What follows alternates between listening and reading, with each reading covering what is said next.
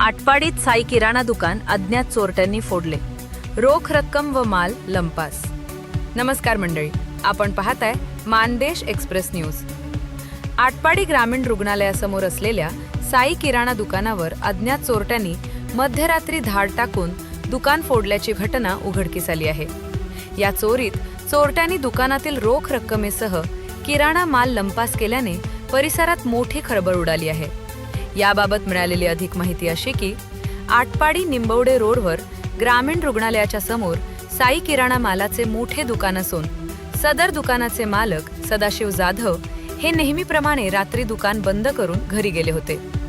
आज पहाटे दुकान उघडण्यासाठी आले असता दुकानाचे शटर अर्धे उघडे असल्याचे त्यांना दिसले।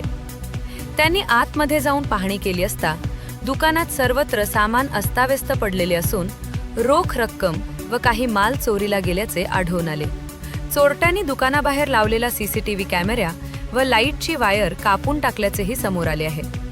मात्र दुकानाच्या आतील सीसीटीव्ही कॅमेऱ्यात चोरीची घटना कैद झाली असून त्यामध्ये अज्ञात चोरटे दिसत आहेत। घटनेची माहिती मिळताच आटपाडी पोलिसांनी घटनास्थळी भेट देऊन पाहणी केली असून सीसीटीव्ही फुटेजच्या आधारे चोरट्यांचा शोध सुरू आहे।